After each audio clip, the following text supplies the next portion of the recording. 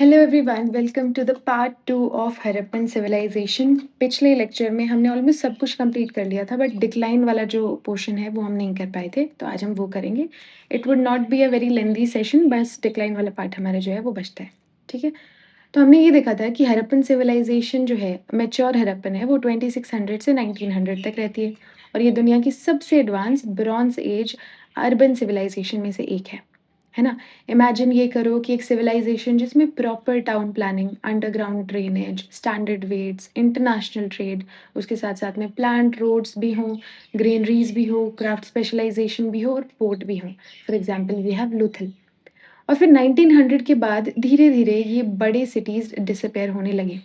सबसे बड़ा क्वेश्चन ये है कि इतनी डेवलप्ड सिविलाइजेशन अचानक खत्म कैसे हो गई? इसी क्वेश्चन का आंसर हिस्ट्री में सबसे कंट्रोवर्शियल डिबेट्स में से एक है। सबसे पहले एक मिथ क्लियर करते हैं कि बहुत लोग बोलते हैं कि हड़प्पन सिविलाइजेशन डिस्ट्रॉय हो गई। ये स्टेटमेंट पार्शियली करेक्ट है। एक्चुअली सिर्फ अर्बन सिटीज कोलैप्स हुई थी। People survived, culture survived, tradition also survived. Cities disappear हुई थी, सिविलाइजेशन नहीं। इसलिए मॉडर्न हिस्टोरियंस कोलैप्स वर्ड जो है वो अवॉइड करते हैं। Instead it is better to use deurbanization या फिर ट्रांसफॉर्मेशन जैसे वर्ड्स। ठीक है, अब ये जो डिबेट है ये इतनी डिफिकल्ट है क्यों? हिस्ट्री रिकंस्ट्रक्ट करने के लिए नॉर्मली हमारे पास 2 चीज़ें होती हैं। पहला रिटन रिकॉर्ड्स जैसे इजिप्ट, मेसोपोटामिया, चाइना। लेकिन हड़प्पन्स की स्क्रिप्ट आज तक डिसाइफर नहीं हुई है। मतलब हड़प्पन्स ने कहीं नहीं लिखा, हम ड्रॉट की वजह से माइग्रेट हो रहे हैं या फ्लड की वजह से सिटी डिस्ट्रॉय हो गए, कुछ भी नहीं लिखा उन्होंने। दूसरी प्रॉब्लम ये आती है कि एक्सकवेशन जो है, मोस्ट एक्सकवेशन वर्टिकल एक्सकवेशन है। इमेजिन बिल्डिंग, हमने सिर्फ एक पिलर का सेक्शन देख लिया, है ना? पूरा बिल्डिंग का जो प्लान है वो नहीं देखा। इसी तरीके से आर्कियोलॉजिस्ट ने मोस्टली नीचे तक डिगिंग की है, हॉरिजॉन्टल एक्सकवेशन नहीं किया ताकि हमको एक कंप्लीट पिक्चर मिल जाए। इसलिए कंप्लीट सिटी ट्रांसफॉर्मेशन समझना थोड़ा डिफिकल्ट है। ठीक है? फिर उसके बाद में इम्पोर्टेंट जो ऑप्शनल कीवर्ड्स हैं आपके, वो ये हो सकते हैं मल्टी कॉज़ल डिक्लाइन, यानी कि बहुत सारे रीज़न थे जिसकी वजह से मेबी जो है डीअर्बनाइज़ेशन हुआ। रीजनल वेरिएशन देखने को मिलते हैं, डीअर्बनाइज़ेशन देखने को मिलता है ना, transformation rather than extension. Transformation हुआ, एक्सटेंशन नहीं। तो ये जो यूपीएससी के कीवर्ड्स हैं आप यूज़ कर सकते हैं। ठीक है? टाइमलाइन हमें पता है किस तरीके से 3200 से 2600 तक हमारा अर्ली हड़प्पन रहता है, फिर 2600 से 1900 तक मैच्योर हड़प्पन, ठीक है? फिर 1900 से 1300 हमारा अर्बन डिक्लाइन करता है और लेटर हड़प्पन जो है उसके बाद में शुरू हो जाते हैं। फिर उसके बाद में हमको रीजनल चालकोलिथिक कल्चर्स वो सब देखने को मिलते हैं जो कि हम पहले ही कवर कर चुके हैं। ठीक है? सबसे इम्पोर्टेंट फैक्ट, 1900 के बाद सिटीज़ जो हैं वो डिसअपियर हुई, लोग नहीं। ये डिफरेंस याद रखना, ठीक है? अब हिस्टोरियंस जो हैं उन्होंने कुछ थियरीज़ दी हैं हमको। हिस्टोरियंस ने कुछ थियरीज़ दी हैं हमको। हुँ? इंस्टेड ऑफ रिमेंबरिंग 10 थियरीज़, एक माइंड मैप जो है वो आप याद रख लो। डिक्लाइन जो हुआ, फर्स्ट ह्यूमन कॉज़, दूसरा एनवायरनमेंट, इकोनॉमिक एंड स्ट्रक्चरल, 4 तरीके से। Human factors, environment factors, economic factors and structural factors, ठीक है? ह्यूमन, एनवायरनमेंट, इकोनॉमिक, स्ट्रक्चरल, ठीक है? बस एक-एक थ्योरी अब समझते हैं। सबसे पहले ह्यूमन फैक्टर्स में आर्यन इन्वेजन थ्योरी, सबसे फेमस थ्योरी है, आज रिजेक्ट हो चुकी है। प्रोपोनेंट इसके सर मॉर्टिमर व्हीलर देखने को मिलते हैं, ये एक ब्रिटिश आर्कियोलॉजिस्ट थे। 1940s में एक्सकवेशन के बाद उन्होंने ये थ्योरी दी। व्हीलर का आर्गुमेंट था कि उन्होंने कहा कि आर्यन सेंट्रल एशिया से आए, नॉर्थ वेस्ट इंडिया इन्वेड किया उन्होंने और हड़प्पन सिटीज़ जो हैं वो डिस्ट्रॉय कर दी। सिविलाइजेशन खत्म हो गई, सिंपल, ये बोला उन्होंने। उनके अकॉर्डिंग डिक्लाइन था सडन, वायलेंट या कैटास्ट्रोफिक, मतलब एकदम से हो गया। और व्हीलर ने एविडेंस भी दिए इसके। सबसे पहले तो स्केलेटन का एविडेंस दिया, उन्होंने कहा मोहनजोदारो में कुछ 26 स्केलेटन जो हैं वो देखने को मिले हैं। कुछ स्केलेटन जो हैं वो इंजर्ड हैं, तो व्हीलर ने ये इंटरप्रेट किया कि ये इन्वेजन के विक्टिम्स हैं। अब इसमें प्रॉब्लम ये है कि अगर पूरा सिविलाइजेशन डिस्ट्रॉय हुआ होता तो थाउज़ेंड्स ऑफ स्केलेटन्स मिलते ना, इतने कम क्यों मिलते? ये इसका एक हमको क्रिटिसिज़्म भी देखने को मिलता है, स्मॉल नंबर ऑफ स्केलेटन्स, ठीक है? उसके बाद में दूसरा इन्होंने बोला सिमेट्री के लिए, सिमेट्री एच, हड़प्पा में सिमेट्री एच कल्चर मिला है। व्हीलर ने बोला कि ये भी इन्वेडिंग आर्यन्स का एविडेंस है, लेकिन इसमें भी प्रॉब्लम थी कि बाद में आर्कियोलॉजी ने प्रूव किया कि सिमेट्री एच लेटर पीरियड का है, अर्बन डिक्लाइन के बाद का, मतलब इन्वेजन एविडेंस नहीं है ये। फिर एविडेंस 3 आता है, व्हिच इज़ ऋग्वेद का एविडेंस इन्होंने दिया। इन्होंने कहा कि हरिउपारिक वेद में मेंशन है जो कि हड़प्पा को बोला गया है, और पुरंदर यानी कि डिस्ट्रॉय इंद्रदेव को बोला गया है डिस्ट्रॉयर ऑफ फोर्ट्स, है ना? तो इन्होंने कहा कि ये जो हड़प्पा है इसको डिस्ट्रॉय कर दिया था आर्यंस ने, है ना? ये इन्होंने आर्गुमेंट दिया, लेकिन इसमें भी प्रॉब्लम है कि ऋग्वेद जो है वो काफ़ी टाइम बाद में कंपोज़ हुआ ना, और वो भी ओरली सर्वाइव किया, तो उसको डायरेक्ट एविडेंस की तरह तो नहीं देख सकते हैं, है ना? ये हमको देखने को मिलता है। और सबसे बड़ा क्रिटिसिज़्म तो ये है कि हड़प्पा जो मैच्योर हड़प्पन एज है वो 1900 के आस-पास डिक्लाइन कर गई। आर्यन्स आए 1500 में। तो ये जो 300-400 साल का गैप है, इसको कैसे एक्सप्लेन करेंगे? है ना? तो ये भी एक क्रिटिसिज़्म हमको देखने को मिलता है। ठीक है? आगे आते हैं हमारी आगे आते हैं हमारी दूसरी थ्योरी पे। पर उससे पहले जानना ये ज़रूरी है कि आजकल जो मॉडर्न हिस्टोरियंस हैं वो ये आर्यन इन्वेजन थ्योरी को प्राइमरी एक्सप्लेनेशन नहीं मानते, ठीक है? ये कॉलोनियल पीरियड में पॉपुलर थी काफ़ी ज़्यादा। उस टाइम यूरोपियन जो हिस्टोरियंस हैं उनको लगता था कि हर बड़े सिविलाइज़ेशन चेंजेस फॉरेन इन्वेजन या माइग्रेशन से होते हैं, है ना? मॉडर्न आर्कियोलॉजी जो है वो इस अप्रोच को एक्सेप्ट नहीं करती, ठीक है? तो आज ये इतनी वैलिड नहीं है। दूसरा जो थ्योरी है व्हिच इज़ एनवायरनमेंटल फैक्टर्स, है ना? इसमें फ्लड थ्योरी आती है, मॉनसून शिफ्ट थ्योरी आती है, प्लेट टेक्टोनिक्स भी आती है ना? और उसके साथ-साथ में हमारा डेज़र्टिफ़िकेशन भी थ्योरी आती है। तो इसके अंदर हमको 4 देखने को मिलती हैं, ठीक है? फर्स्ट है फ्लड थ्योरी। प्रोपोनेंट इसके जॉन मार्शल एसआर राव देखने को मिलते हैं। इसका आइडिया क्या था कि रिपीटेड फ्लड्स आई, सिटीज़ डिस्ट्रॉय हो गई, लोगों ने माइग्रेट किया तो जो अर्बनाइज़ेशन है वो डिक्लाइन हो गया। ये इनका मेन आर्गुमेंट है और कुछ भी नहीं है ना? लेकिन और इसके एविडेंस भी दिए इन्होंने। इन्होंने कहा कि मोहनजोदारो में फ्लड डिपॉज़िट्स मिले हैं। मल्टीपल रीबिल्डिंग फेजेज़ की फ्लड आई वापस से बनाए, फ्लड आई वापस से बनाए, ये सब देखने को मिलते हैं। लोथल का भी एविडेंस इन्होंने दिया कि वहाँ पे भी फ्लड के एविडेंस हमको देखने को मिलते हैं। लेकिन इसमें भी कुछ प्रॉब्लम है, लिमिटेशंस। जैसे हर जगह फ्लड कैसे? ये सुत्का-गेंडोर, सुत्का-को ये जो रीजन है ये तो डेज़र्ट वाले रीजन है। आप मैप में देखेंगे कहाँ पे होते हैं। सुत्का-गेंडोर और सुत्का-को ये तो डेज़र्ट वाले रीजन है, तो यहाँ पे फ्लड को कैसे एक्सप्लेन करेंगे आप? है ना? तो फ्लड जो है वो एक लोकल फैक्टर था, एंटायर सिविलाइज़ेशन के कोलैप्स होने का रीज़न नहीं था। है ना? एंटायर सिविलाइज़ेशन के डी-अर्बनाइज़ होने का रीज़न नहीं था। फिर दूसरा जो थियरी है it is tectonic moment theory. इसके प्रोपोनेंट है एम.आर. साहनी। ये कहते हैं कि अर्थक्वेक की वजह से जो अर्थ सरफेस है वो शिफ्ट हो गई, रिवर डायरेक्शन चेंज हो गई। इससे क्या हुआ, कहीं फ्लड आई, कहीं ड्रॉट आई, कहीं एग्रीकल्चर डिस्ट्रॉय हो गया। एग्ज़ैक्टली यही आर्गुमेंट है इनका, ठीक है? इसका चेन रिएक्शन किस तरीके से देखेंगे? इन्होंने कहा कि अर्थ मूवमेंट हुई, रिवर शिफ्ट हुई, एग्रीकल्चर अफ़ेक्ट हुआ, सिटीज़ वीकन हो गई और माइग्रेशन हुआ। बस ये इन्होंने बोला, ठीक है? फिर डिज़र्टिफ़िकेशन थियरी। इसके जो प्रोपोनेंट हैं वो है एच टी लैम्ब्रिक। ये बहुत इंपॉर्टेंट थियरी है। इन्होंने बोला कि प्रॉब्लम फ्लड नहीं थी, प्रॉब्लम वाटर का डिसअपियर होना था। जैसे घग्गर रिवर है, एंशिएंट पीरियड में सतलज और यमुना जो है वो दोनों कंट्रीब्यूट करते थे, ठीक है? बाद में सतलज जो है वो इंडस की तरफ शिफ्ट हो गई, आज सतलज जो है वो इंडस की ट्रिब्यूटरी है और यमुना गंगा की ट्रिब्यूटरी हो गई, गंगा की तरफ शिफ्ट हो गई। इसकी वजह से घग्गर ड्राई हो गई। इन्होंने ये बोला। इन्होंने क्या बोला कि पहले जो है यमुना और सतलज दोनों घग्गर को कंट्रीब्यूट करती थी, बाद में शिफ्ट हुआ तो क्या हुआ, जो सतलज है वो इंडस की तरफ चली गई और यमुना जो है वो गंगा की तरफ आ गई। इस वजह से घग्गर ड्राई हो गई, है ना? ये हमको देखने को मिलता है। और रिवर ड्राई हुई तो वाटर शॉर्टेज हुआ, फिर एग्रीकल्चर कोलैप्स किया, फूड शॉर्टेज आई तो माइग्रेशन हुआ, अर्बन डिक्लाइन हो गया, ये इन्होंने कहा, है ना? इसका साइंटिफिक सपोर्ट भी थोड़ा बहुत देखने को मिलता है, जैसे डीडवाना और पुष्कर में कुछ पॉलन एनालिसिस किए गए, तो पता चला कि रेनफॉल डिक्लाइन की वजह से यहाँ पे डिसर्टिफिकेशन हुआ, है ना? ये इन्होंने बोला।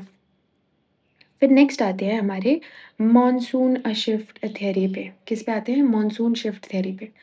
मॉडर्न रिसर्च के हिसाब से जो 2012 की क्लाइमेटिक स्टडी हुई थी, उसके हिसाब से इंडियन समर मॉनसून जो है वो ईस्टवर्ड शिफ्ट हो गया, वीक भी हो गया, है ना? इमेजिन ऐसे करो कि पहले पंजाब और सिंध, हरियाणा इन सब रीजन में हेवी रेनफॉल होती थी।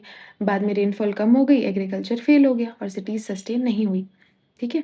इस तरीके से हमको देखने को मिलता है। ये चेन रिएक्शन आप देख सकते हैं। Reduced rainfall, less agriculture produce, less food for storage, less trade, urbanization decline and migration. ये हमको देखने को मिलता है। ठीक है? एक और भी हम ऐड कर लेते हैं which is ecological imbalance. Walter fair service जो है वो इसको सपोर्ट करते हैं। ये थ्योरी मॉडर्न एनवायरमेंटल जो इकोनॉमिक्स है उस जैसी दिखती है हमको, है ना? ये क्या कहते हैं कि एक्सेसिव डिफ़ॉरेस्टेशन हुआ, हमने पेड़ काटे, जो भी किया, ओवर ग्रेज़िंग की हमने, तो उसकी वजह से क्या हुआ? उसकी वजह से सॉइल इरोज़न हुआ। सॉइल इरोज़न हुआ, फर्टिलिटी खराब हुई, है ना? एग्रीकल्चर डिक्लाइन किया और अर्बनाइज़ेशन है वो कोलैप्स हो गया, ये इन्होंने बोला। ठीक है? ये आर्गुमेंट हमारी इकोलॉजिकल इम्बैलेंस वाली थ्योरी की देखने को मिलती है। ठीक है? ये हमने देख ली एनवायरमेंटल थ्योरी, पाँचों की 5 देख ली हमने। फ्लड थ्योरी देखी, monsoon shift, desertification, tectonic movement and last में इकोलॉजिकल इम्बैलेंस देखा। उससे पहले हमने आर्यन इन्वेजन थ्योरी देखी थी, है ना? अब हम देख रहे हैं decline of Mesopotamian trade. Sheeran Ratnakar जो हैं वो इसको सपोर्ट करते हैं, प्रोपोनेंट हैं इसके। इन्होंने कहा कि मेसोपोटामिया के साथ जो है ट्रेड करते थे हड़प्पन्स, जैसे कॉपर, व्हीट, शेल, कॉटन, ये सब ट्रेड करते थे, है ना? बाद में क्या हुआ, अगर ओवरसीज़ जो ट्रेड, ये जो ट्रेड है वो डिक्लाइन कर गई। अगर ओवरसीज़ ट्रेड बंद हो गया तो क्राफ्ट इंडस्ट्री भी हैम्पर होगी, अर्बन इकोनॉमी भी हैम्पर होगी और सिटीज़ डिक्लाइन करेंगे, वीक हो जाएँगी। यही इनका आर्गुमेंट है, ठीक है? अब ये थियरी लॉजिकल लगती है, लेकिन प्रॉब्लम क्या है? हड़प्पन इकोनॉमी हमने कल वाले लेक्चर में भी देखा था कि जो हड़प्पन इकोनॉमी है वो सिर्फ फॉरेन ट्रेड पे डिपेंडेंट नहीं थी, उसके पास एक स्ट्रॉन्ग एग्रीकल्चरल बेस था, इंटरनल ट्रेड भी बहुत स्ट्रॉन्ग था। इसलिए ट्रेड डिक्लाइन जो है वो सिंपल रीज़न या सिंगल रीज़न तो नहीं हो सकता है। ये है, ठीक है? ये इसका लिमिटेशन है। फिर चौथी तो जो थ्योरी है वो change in character of Harappan civilisation, यानी ट्रांसफॉर्मेशन थ्योरी इसको बोल सकते हैं एक तरीके से, ठीक है? ट्रांसफॉर्मेशन थ्योरी बोल सकते हैं। इसके प्रोपोनेंट डी के चक्रवर्ती हमको देखने को मिलते हैं। उन्होंने बोला कि सिविलाइज़ेशन डिस्ट्रॉय नहीं हुई, बस कैरेक्टर चेंज हो गया। अर्बन से रूरल हो गए, लार्ज सिटी से स्मॉल सिटीज़ हो गए। ये कहना चाह रहे हैं। है ना? इंटरनेशनल ट्रेड जो है वो लोकल एग्रीकल्चर में बदल गई और अर्बन जो स्पेशलाइज़ेशन था वो मिक्स्ड इकोनॉमी में बदल गया। और पॉपुलेशन जो है वो ईस्ट की तरफ जो है मूव कर गई, है ना? फार्मर्स, पैस्टोरलिस्ट, हंटर गैदरर्स, ये सब बन गए ये लोग, है ना? यानी कोलैप्स नहीं हुई, ट्रांसफॉर्मेशन हुआ, ठीक है? ये हमको इसमें ट्रांसफॉर्मेशन थियरी में देखने को मिलता है। अब why no single theory works? एक एग्जांपल लेते हैं, जैसे फ्लड थ्योरी मोहनजोदारो को एक्सप्लेन कर दे रही है, वहाँ पे एविडेंस मिल रहे हैं। लोथल को भी एक बार को एक्सप्लेन कर दे रही है। What about Kalibangan and Banawali? वहाँ पे तो डेज़र्ट सेटलमेंट्स है ना सॉर्ट ऑफ, तो उसको एक्सप्लेन कर पा रही है? नहीं कर पा रही है ना? तो कंप्लीटली नहीं एक्सप्लेन कर पा रहे हैं। रिवर शिफ्ट वाली अगर हम थ्योरी देखें, है ना? तो उसमें घग्गर साइड एक्सप्लेन करती है, ठीक है, चलो समझ आता है कि सतलज उधर शिफ्ट हो गई, यमुना है वो इधर शिफ्ट हो गई। लेकिन सिंध एक्सप्लेन नहीं करती, वो भी एक रीजनल एक्सप्लेनेशन ही देती है। अगर ट्रेड डिक्लाइन की बात करें तो ठीक है चलो, पोर्ट टाउन्स एक्सप्लेन करता है वो, हाँ, कि ट्रेड डिक्लाइन हो गया, लेकिन जो इंटीरियर टाउन्स थे, जो एक्चुअली एग्रीकल्चर से अपना जो है इकोनॉमी इतना बूस्ट कर रहे थे, उनका क्या? वो एक्सप्लेन करते हैं? नहीं करती, है ना? तो वो भी एक सेगमेंट को ही एक्सप्लेन कर रही है। फिर अगर आर्यन इन्वेजन की बात करें तो एविडेंस ही वीक है। तो कंक्लूजन ये निकल के आता है इन सब का कि हर रीजन का डिक्लाइन जो है वो डिफरेंट था।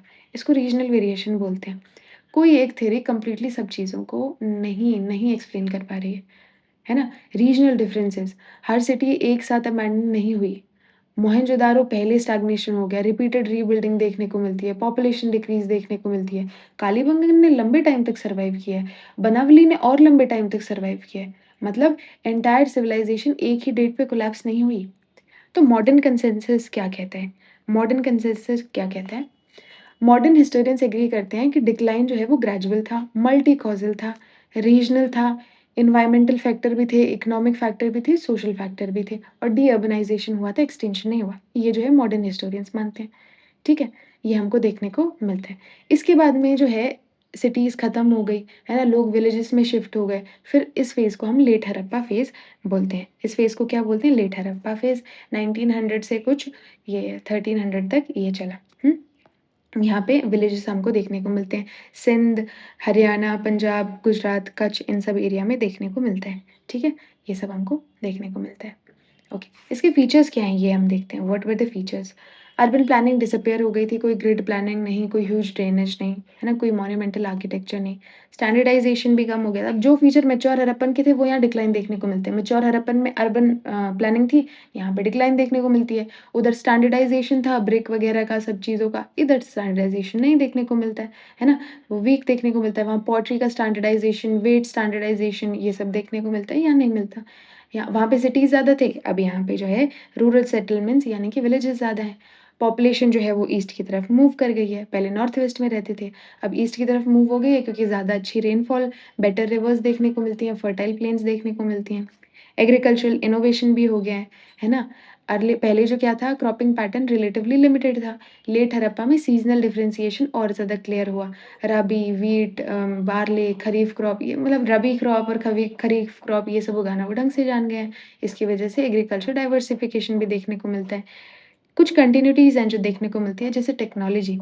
हड़प्पा की टेक्नोलॉजी डिसअपियर नहीं हुई, कंटिन्यू हुई। कॉपर, ब्रॉन्ज़, है ना? पॉटर्स व्हील, क्राफ्ट प्रोडक्शन ये सब सर्वाइव कर गए। रीजनल कंटिन्यूटी भी देखने को मिलती है हमको। मदर गॉडेस का tradition, fire rituals, serpent worship, Pashupati like motifs ये सब कंटिन्यू कर गए। टेक्नोलॉजी कंटिन्यू कर गई और ये जो है रिलिजियस जो उनका प्रैक्टिस था वो कंटिन्यू कर गई। है ना? ये सब हमको देखने को मिलता है। लेट हड़प्पा जो है वो ब्रिज की तरह एक्ट करता है। किसके-किसके बीच में? किसके बीच में? पहले तो हड़प्पा आया, फिर लेट हड़प्पा आया, फिर रीजनल चालकोलिथिक कल्चर आया, फिर आयरन एज आया और सेकंड अर्बनाइज़ेशन। तो ये रीजनल चालकोलिथिक कल्चर और हड़प्पा इनके बीच में लेट हड़प्पा जो है एक ब्रिज का काम करता है और साथ में भी सर्वाइव करते हैं, है ना? बिना लेट हड़प्पा के इंडियन कल्चरल कंटिन्यूटी एक्सप्लेन करना बहुत डिफ़िकल्ट है, ठीक है? इसके बाद में हमको चालकोलिथिक कल्चर्स देखने को मिलते हैं, 1900 के बाद में। अलग-अलग उसके टाइम पे भी और उसके बाद में भी देखने को मिलते हैं अलग-अलग रीजन्स में, जिसके बारे में हम जो है एक लेक्चर में ऑलरेडी डिस्कस कर चुके हैं बहुत अच्छे से। चालकोलिथिक कल्चर अगर आपको देखना है, तो आप मेरी प्लेलिस्ट में जाके वो लेक्चर पूरा देख सकते हैं। हम बहुत कॉम्प्रिहेंसिवली उसको कवर किया है। ठीक है, तो आई बिलीव हमने ये पूरा जो है टॉपिक कर चुके हैं and we have completed our Harappan civilization comprehensively. अगर आपको कोई भी सॉर्ट ऑफ इम्प्रूवमेंट का स्कोप दिखता है, तो you can comment it down. और अगर ये वीडियो आपके लिए किसी भी तरीके से हेल्पफुल रही हो, then please hit the like button and subscribe to this channel. Thank you so much.